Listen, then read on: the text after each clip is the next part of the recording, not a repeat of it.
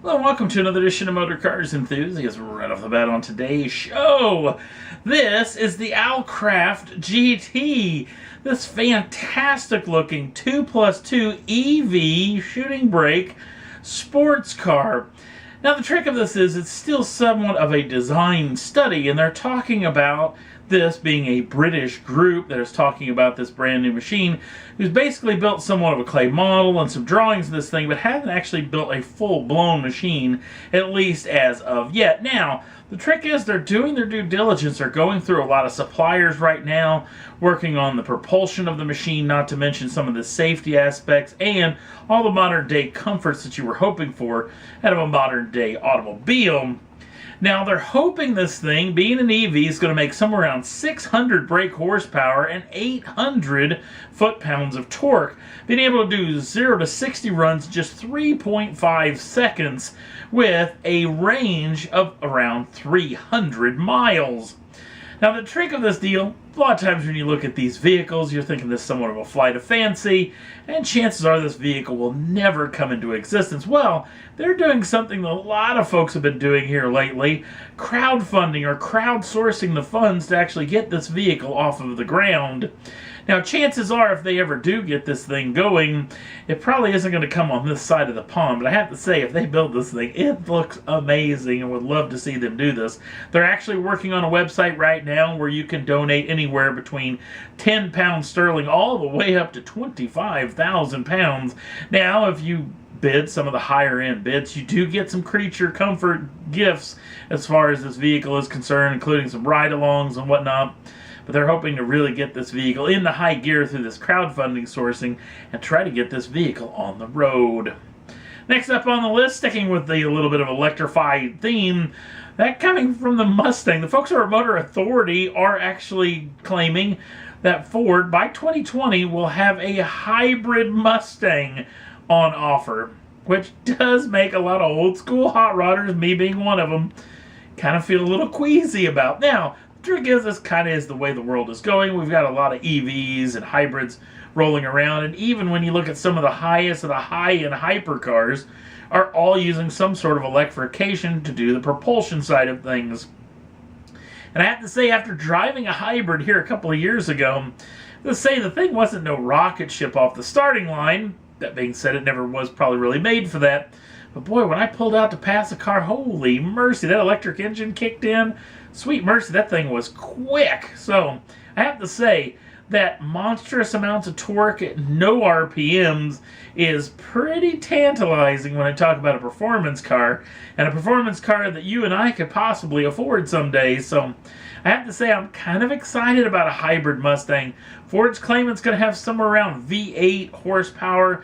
They won't actually talk about what this vehicle is going to have as far as the petrol side or gasoline side of the engine is concerned, but we'll have a whole lot more talking about in the next 3 or 4 years. Last up on the list, let's put a little pin inside of the end of what could be the end, I guess I should say, of the group, the American group that took Viper ACRs to the Nurburgring to try to take back the production car lap record. Now, if you haven't heard this group before, it's actually a ragtag group of petrol heads that borrowed a couple of brand new ACR Vipers, kind of coinciding with the end of the Viper going away, and had them shipped over to Germany to try to make this lap record a reality. They got together some top flight race car drivers and a ragtag group of folks to actually work on the cars, along with sponsorships from folks that are actually providing engines in case one of the engines may go under, along with a tire sponsor as well. And the biggest portion of this deal was actually crowdfunded or crowdsourced with a GoFundMe page. Well, they went back there about a month and a half ago, maybe 2 months ago, and battled a lot of troubles, a lot of car setup issues. They had a little bit of issues with the weather, a lot of issues with the race car drivers having a regular race car job, couldn't actually stay around for some of the better days, and they actually kind of got rained out more than anything, along with the super high temperatures that are late summer in Germany.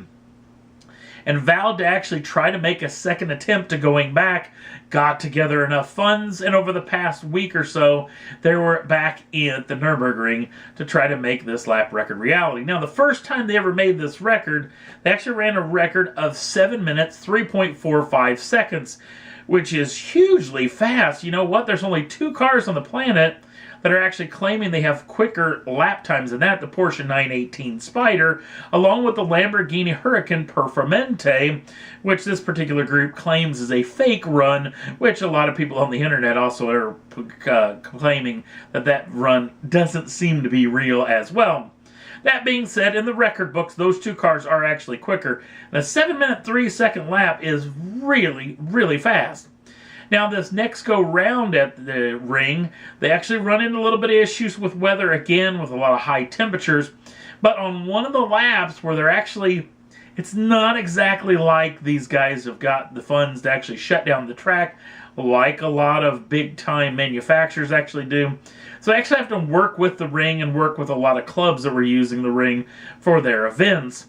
So they got a group that actually took a bunch of cars out onto the track and thought they let them get far enough away that they weren't going to run into them on a lap record run.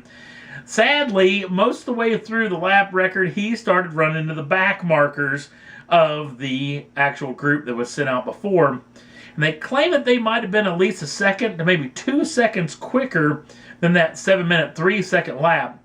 Actually, even working through some of the back markers, the vehicle still made a 7-minute, 3-second lap, so it was a little quicker than the initial one that they made, which means this thing's definitely got the pace, albeit they probably were working with a little bit of drafting help as far as those other back markers were concerned.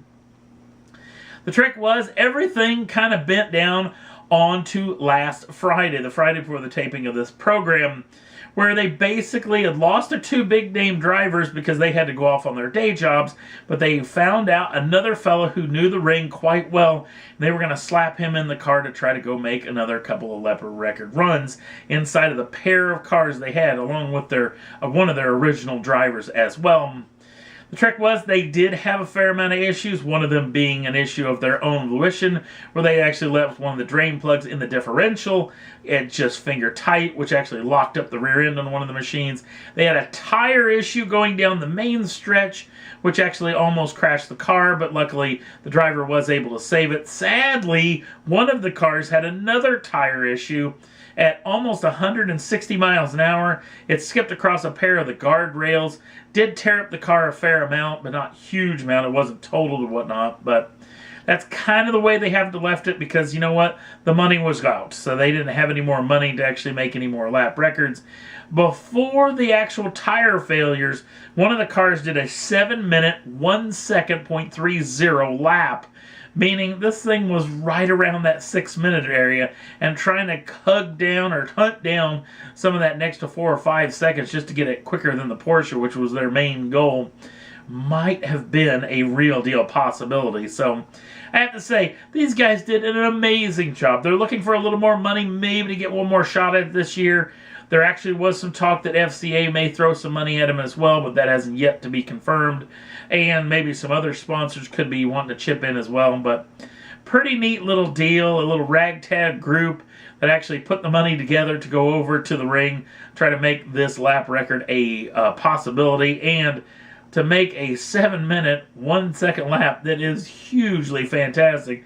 Especially for a Viper that's going off, or a car, I should say, that's going off in the sunset, that is the Viper ACR. So a fitting send-off for this machine.